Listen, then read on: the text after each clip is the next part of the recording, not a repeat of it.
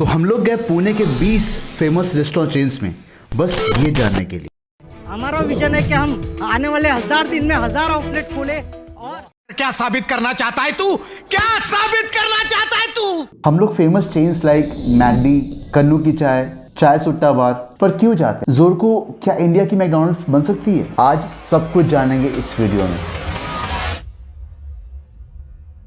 McDonald's के पास currently around 500 outlets India में operate कर रहे हैं और वो उससे करीब 220 करोड़ का एनुअल रिवेन्यू कर रहे हैं। मतलब कि लगभग 4.4 करोड़ रुपीस का एनुअल रिवेन्यू, वो भी बस एक आउटलेट से। मैकडॉनल्ड्स की स्टोर साइज 1300 से लेकर 4000 स्क्वायर फीट तक वेरी करती है और ज़ोरको की स्टोर साइज 250 से 300 स्क्वायर फीट।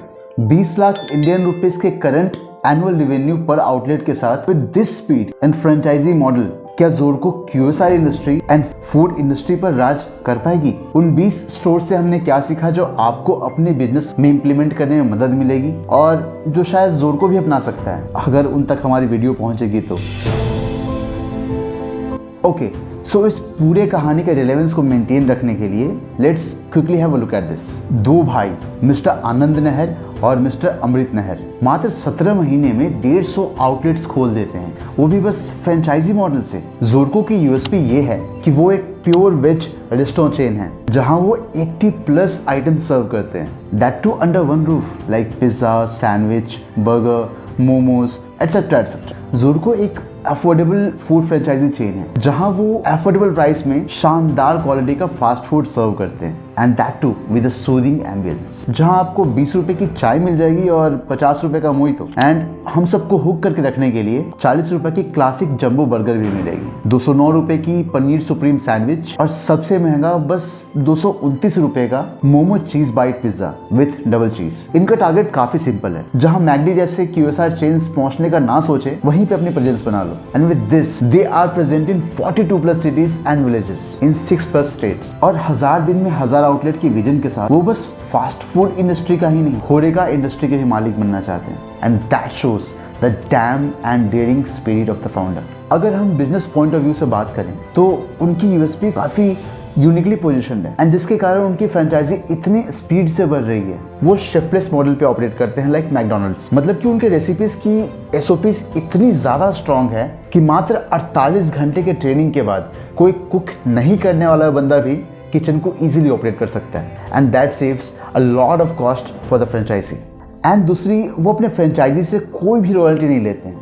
एंड तीसरा and one of the most important factors, उनके फ्रेंचाइजी ओपन करने का कॉस्ट मात्र 10 लाख रुपए का है, जिसमें एवरेज सेल्स पर फ्रेंचाइजी 3 से 3.5 लाख पर मंथ की होती है विथ 25% नेट मार्जिन। ज़ोरको अपने फ्रेंचाइजीज को रॉ मटेरियल बेच के ही पैसे कमाती है, in addition to that one time franchisee cost जो एक बार बस फ्रेंचाइजी को ओपन करने के लिए देना होता है। एंड अब तक उन्होंने टोटल 30 करोड़ का रेवेन्यू ऑन एन एवरेज किया है, जिसमें से पैट यानी कि profit after tax 4.5 crore rupees का है and which is quite remarkable. लेकिन आप एक रेस में लगे हुए हो कि मेरे को जल्दी फ्रेंचाइजी खोलनी है, जल्दी करना है, उससे तो थोड़ी कहीं प्रॉब्लम भी हो सकती है ना बीच में। मुझे भी शायद यही लगता है because of these figures. Profitable है आज की डेट में। अच्छा। और 30% है जो एक्सपार्ट चल रहे हैं और 20% है जो लॉस। ठीक है। लेकिन एक चीज जो ज़ोरको और मैकडॉनल्ड्स दोनों में कॉमन मिली वो थी इनिशियल फ्रेंचाइजी एक्विजिशन स्ट्रैटेजी। दोनों के केस में उनके इनिशियल फ्रेंचाइजीज उनके कस्टमर्स ही थे। सो फ्रेंचाइजी सिस्टम बेसिकली कैसे काम करता है वो हमने पूरे मक्खन की तरह बताया इस वीडियो में, तो उसके बारे में जानने के लिए आप आई बटन पर क्लिक कर सकते हैं या फिर हमारे डिस्क्रिप्शन में जाके लिंक पे क्लिक करके सीधे उस वीडियो को देख सकते हैं। लेकिन अभी हम ये जानते हैं कि कोई भी कंपनी अपने फ्रेंचाइजीज से कैसे कमाती है। फर्स्ट होता है franchise fee, second through raw materials and third royalty fee, जो इंडस्ट्री में एवरेज 2 से 5% की होती है। लेकिन यहाँ पर ज़ोरको थर्ड सोर्स ऑफ रेवेन्यू नहीं लेती अपने फ्रेंचाइजी से, विच दे से कि उनकी यूएसपी है। So now it's time to see कि हमने उन 20 स्टोर से क्या क्या सीखा, या फिर इसको थोड़ा सा ट्विस्ट करके ये जानते हैं कि हमने ये जाना उन 20 ब्रांड्स पर या उन 20 स्टोर्स पे लोग क्यों जाते हैं। दिस इज इंटरेस्टिंग फैक्ट कि ये जो ब्रांड्स हैं वो खाना नहीं बल्कि खाने से कई ज़्यादा ऑफर करते हैं एंड ये मेन 6 फैक्टर्स हैं जो लोगों को मजबूर करती है उनके आउटलेट्स पे जाके खाने के लिए। Number 1 experience, emotion, story, star या फिर हीरो डिश या फिर dish style, connection with the store या फिर personal relevance and menu optimisation. Just for example हम कन्नू की चाय को ले लें, तो जब हमने लोगों से पूछा एंड एनालाइज किया तो ये पता चला कि कन्नू की चाय was not offering just T, they were offering घर की देसी चाय वाली experience which was clearly visible in their brand elements. चाहे वो टैगलाइन चाय the way India likes it हो, कलर्स एंड डिजाइन, या फिर उनके इंटीरियर्स हो, या फिर उनकी location, they evoke emotions of celebration, calmness and caring. दोस्तों के साथ गेड़ी मारने का मन किया तो चलो कन्नू की चाय पी के आते हैं। अगर मीटिंग करनी हुई तो मूड लिफ्टिंग इन्वायरमेंट के साथ प्रोडक्टिव मीटिंग कर ली। एक और इंटरेस्टिंग बात ये पता चली कि कन्नू की चाय के सक्सेसफुल एक्सपेंशन के पीछे उनका कस्टमर्स के साथ पास्ट कनेक्शन बहुत बड़ा फैक्टर रहा है। मतलब भले ही औंध के कन्नू की चाय की आउटलेट छोटी हो, लेकिन पुणे के लोगों के साथ कन्नू की चाय नाम एक रिलेटेबल चाय कैफे ब्रांड के सिनोनिमस हो गया है। एंड अगर उनके स्पेशल डिश की बात करें तो लोग कन्नू की चाय में चाय पीने के लिए उनके पास 20 रुपए की अदरक वाली चाय के लिए ज्यादा जाते ना, ये जानने के लिए कि जोरको या फिर इन जैसे ब्रांड सच में ब्रांड्स लाइक मैकडॉनल्ड्स को बीट कर सकते हैं। Let us know few basic things. McDonald's के स्टोर्स 1300 से 4000 स्क्वायर फीट तक होते हैं इन वेरियस मॉडल्स, और जोरको एक स्मॉल QSR के रूप में 250 से 300 स्क्वायर फीट में ऑपरेट करती है। जहां मैकडी का रेवेन्यू पर स्टोर ऑन एन एवरेज लगभग 4.4 करोड़ रुपीस एनुअली होता है, तो वहीं जोरको की पर आउटलेट की सेल्स लगभग 10 से 20 लाख की ही है। जहां लोगों को मैकडी के एक फ्रेंचाइजी के लिए अप्रॉक्स 5 से 10 करोड़ रुपए लगाने होते हैं, वहीं जोरको के लिए वो काम बस 8 से 10 लाख रुपए में हो जाता है। एंड अगर हम ROI के टर्म्स में बात करें तो जोरको मैकडी से लगभग 40 गुना कम कॉस्ट पे मैकडी से अच्छी ROI अपने फ्रेंचाइजी को कमा के देने का प्रॉमिस करती है। मैकडी के फ्रेंचाइजी के लिए जहां बहुत सारे कंडीशंस होते हैं, लाइक फ्रेंचाइजी देने से पहले वो आपका फूड इंडस्ट्री में प्रायर एक्सपीरियंस देखती है, आपका पर्सनल नेटवर्थ देखती है, लिक्विड कैपिटल देखती है, एंड फ्रेंचाइजी टेन्योर 10 से 20 साल का मिनिमम रखती है। लोकेशन के मामले में वो प्रॉपर्टी खुद से मैनेज करती है, जो कि या तो वो लीज पे लेती है या फिर वो खुद से उस जगह को खरीद के फ्रेंचाइजीज को ऑफर करती है एंड उनसे रेंट इकट्ठा करती है।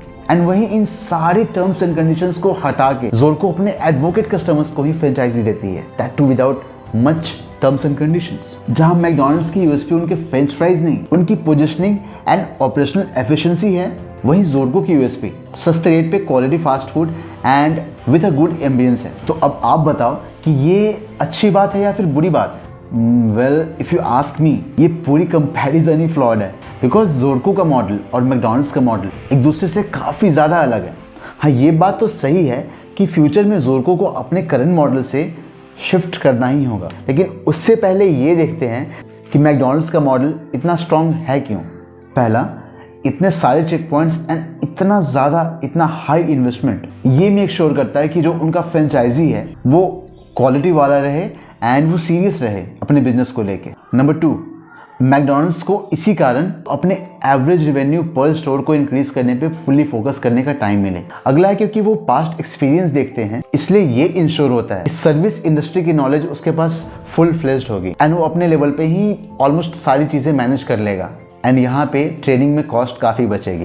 एंड अगला one of the most exciting and important insight ये है कि उनकी रियल एस्टेट इनकम उनके फिक्स्ड सोर्स ऑफ इनकम की तरह काम करती है, and that too for 20 long years. वहीं जोरको की फ्रेंचाइजी पीरियड उतनी ज़्यादा नहीं होती। ये तो हमने बात कर लिया कि मैकडॉनल्ड्स का फ्रेंचाइजी मॉडल कितना ज़्यादा स्ट्रॉन्ग है, लेकिन उससे भी इम्पॉर्टेंट है मैकडॉनल्ड्स की ब्रांड जो मैकडी ने इतने सालों में बिल्ड करी है all over the world. And शायद जोरको जैसे ब्रांड्स के लिए ये काफ़ी अच्छी बात है, एज उन्हें मैकडॉनल्ड्स के इतने सालों के एक्सपीरियंस का निचोड़ इतने कम समय में मिल जाएगा। मैकडॉनल्ड्स की मेन्यू ऑप्टिमाइजेशन उसकी सबसे बड़ी यूएसपी है in terms of profit generation. So to understand this better, let's draw a quadrant जहां एक एक्सिस पे प्राइसिंग हाई एंड लो है और दूसरे पर प्रॉफिट हाई एंड लो। यहाँ लो प्राइस्ड आइटम्स कस्टमर्स को अट्रैक्ट करने के लिए होते हैं, फिर लो प्राइस्ड हाई मार्जिन प्रोडक्ट्स के साथ कॉम्बो से प्रॉफिट मार्जिन बढ़ जाती है। जहां मैकडॉनल्ड्स इन क्वाड्रेंट्स में कुछ ही आइटम्स के साथ खेलती है, like burgers, fries and some sweet add-ons. वहीं जोरको के पास 80 से भी ज़्यादा वैरायटीज हैं। सो इट डजेंट मैटर कि उनकी प्रोडक्ट एंड एसओपीज स्ट्रॉन्ग है एंड ये शिफ्टलेस मॉडल पे ऑपरेट अच्छे से कर पाते हैं। सो इस तरीके से जोरको को देखा जाए तो उनकी अपनी यूएसपी कस्टमर फेसिंग साइड से कुछ नहीं है, इतने कम दाम में कोई भी अच्छी मार्केटिंग के साथ अपने मेन्यू की अच्छे से एसओपी बना के सेम मॉडल पे इसी तरीके से अच्छा चेन बना सकता है। Even there so many companies out there जो ऑलमोस्ट सिमिलर चीजें कर रही हैं। जैसे चायोस अपने वैरायटीज ऑफ चाय के लिए पोजिशन है, वैसे ही ज़ोरको की अपनी कोई पोजिशनिंग उतनी क्लियर नहीं है as Zorko is all about quality veg fast foods. And जब मैं वैशाली या फिर वाडेश्वर गया था, even though they are not so big but वो पॉपुलर काफ़ी है just because of their South Indian dishes. वो भी इवन इन 6x6 पैरामीटर्स में अच्छे से टिक कर पाते हैं, जिसके चलते उनके रिपीट कस्टमर्स काफ़ी ज़्यादा होते हैं। लोग लाइन लगा के उनके रेस्टोरेंट्स में खाने के लिए जाते हैं। अगर लो प्राइसिंग की भी बात करें तो ज़ोरको की प्राइसिंग स्ट्रीट फूड से थोड़ी सी महंगी होती है,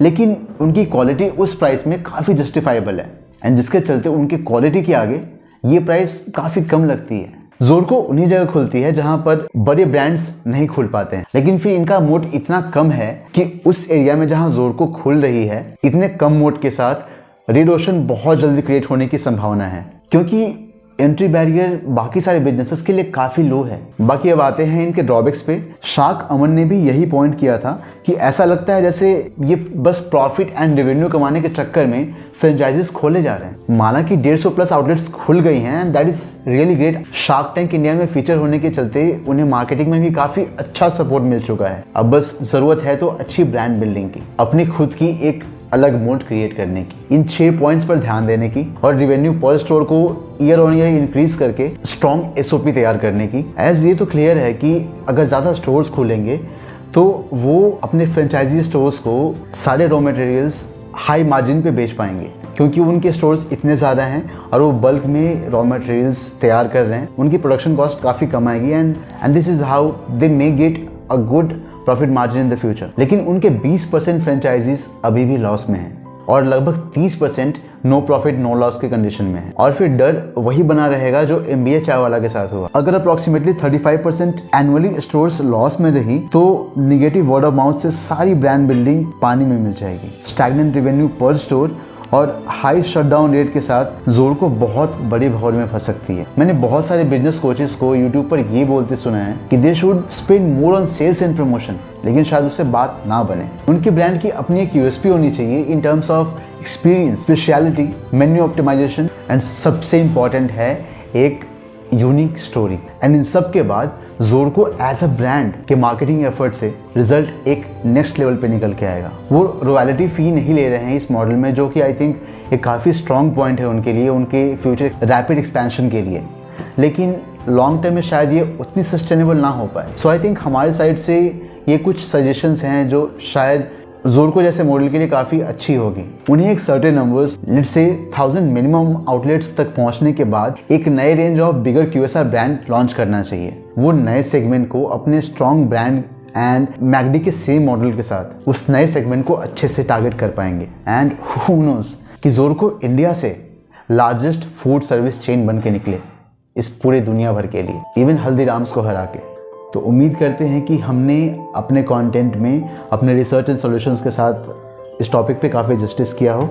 एंड यार अगर यहाँ तक आए हो तो प्लीज़ नीचे सब्सक्राइब बटन दिया हुआ है, वहाँ पे क्लिक करके सब्सक्राइब कर लीजिए। सो आज के लिए बस इतना ही। हमारे अगले कुछ प्रोजेक्ट्स काफ़ी इंटरेस्टिंग हैं। लाइक यहाँ जो आपको जवाब नहीं मिला वो आपको आने वाले वीडियोज़ में मिल जाएगा कि आप as a brands like Starbucks and McD को बीट कैसे कर सकते हो। And till then, stay fit, stay hungry and stay foolish. Thank you.